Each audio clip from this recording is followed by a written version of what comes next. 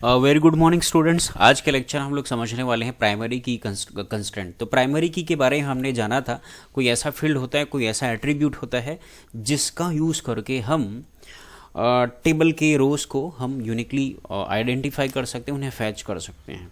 तो प्राइमरी की कैसे डिक्लेयर करते हैं किसी टेबल में, उससे पहले हम जान लें प्राइमरी की होता क्या है। तो प्राइमरी की constraint uniquely identifies each record in a table. Primary की कंस्ट्रेंट जो होता है प्रत्येक रिकॉर्ड को किसी टेबल के यूनिकली आइडेंटिफाई कर सकता है। प्राइमरी की मस्ट कंटेन यूनिक वैल्यूज, है ना। और प्राइमरी की वाला जो फील्ड होगा उसमें यूनिक वैल्यू होने चाहिए, डुप्लीकेट वैल्यू वो अलाउ नहीं करता है। And can not contain null values, तो और वो कोई भी नल वैल्यू को कंटेन ना करे, वो कोई ना कोई वैल्यू उसके अंदर में होना चाहिए। अ table can have only one primary की, है ना, और एक टेबल में सिर्फ एक प्राइमरी की होगा।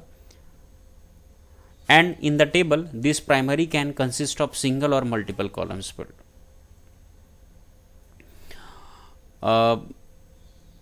और किसी टेबल में जो प्राइमरी की होगा कैन कंसिस्ट ऑफ सिंगल और मल्टीपल कॉलम्स, है ना, और वह हो सकता है प्राइमरी की एक ही कॉलम वाला हो, या तो फिर दो तीन कॉलम को भी हम प्राइमरी की बना सकते हैं। तो सिंटैक्स इस तरीके से होगा, क्रिएट टेबल स्टूडेंट नाम का टेबल क्रिएट करें। आईडी ये उसके फील्ड है, आईडी इंटीजर टाइप, स्टूडेंट का नेम है वेर कैर, फर्स्ट नेम ये जबरन का हो रहा है, इतना लंबा चौड़ा जबरन का मैं नहीं रखने वाला हूँ, एक छोटा सा टेबल बनाएंगे हम लोग। तो सिर्फ हम इतने ही तीन फील्ड रख लेते हैं, स्टूडेंट का नाम, आईडी, और आईडी जो होगा प्राइमरी की होगा। तो इस तरीके से हम टेबल क्रिएट एक टेबल बनाएंगे और इसमें प्राइमरी की जनरेट करेंगे। तो चलिए इसको प्रैक्टिकली समझ लेते हैं हम लोग।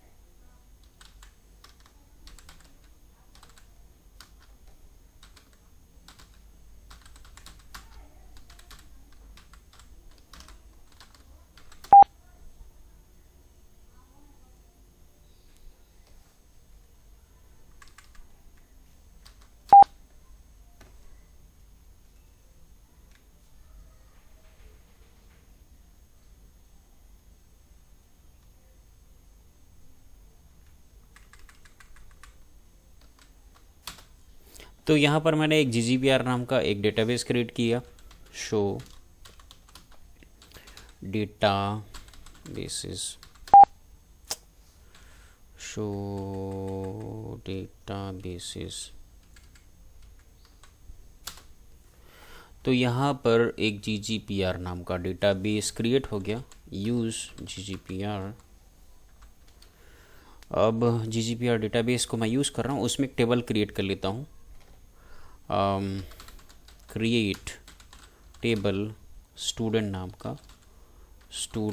नाम का, और इसमें आईडी, है ना, एक आईडी नाम का एक फील्ड बना लेता हूँ इंटीजर डेटा टाइप का, स्टूड नेम करके, वेर कैर उसका मैं फील्ड रख देता हूँ, लेंथ दे देता हूँ 255, और इन एज एक फील्ड रख देता हूँ, उसका डेटा टाइप स्पेसिफाई कर देता हूँ इंट।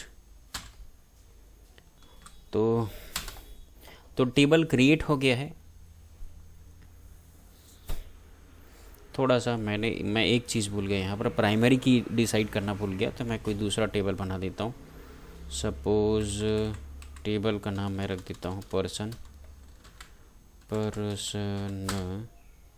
ठीक है, आईडी इंट ले लिया, पर्सन नेम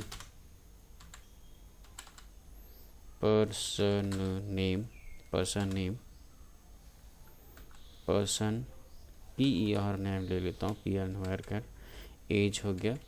और यहाँ पर मैं थोड़ा अगर मैं सिंटैक्स देखूं तो प्राइमरी की और ब्रैकेट में उस फील्ड का नाम हमें स्पेसिफाई करना है जिस फील्ड को हम क्या बनाना चाहते हैं, प्राइमरी की बनाना चाहते हैं। तो यहाँ लिख दूँ मैं प्राइमरी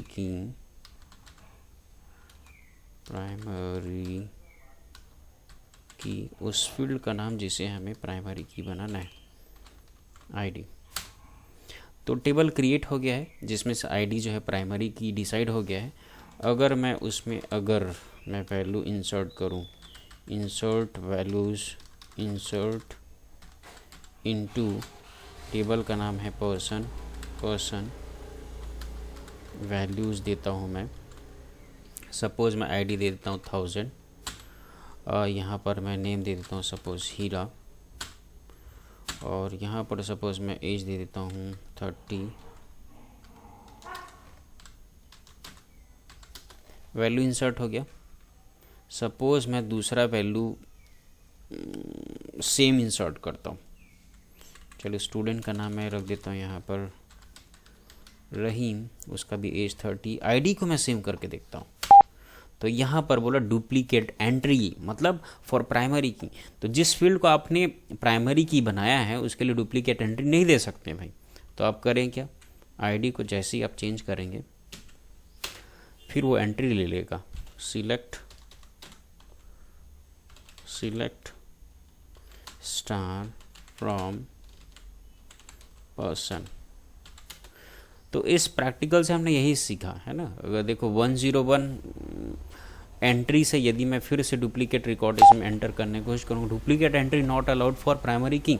तो जिस फील्ड को आपने प्राइमरी की बनाया है उसके लिए डुप्लीकेट एंट्री अलाउ नहीं करेगा, है ना। मतलब इसको मुझे सपोज 102 करूँ, बाकी ये अगर अब करूँ, आप देख सकते हैं इनके लिए डुप्लीकेट एंट्री अलाउ कर देता है, लेकिन प्राइमरी की के लिए डुप्लीकेट एंट्री अलाउ नहीं करता है। तो आज के लेक्चर में इतना ही। Thank you very much.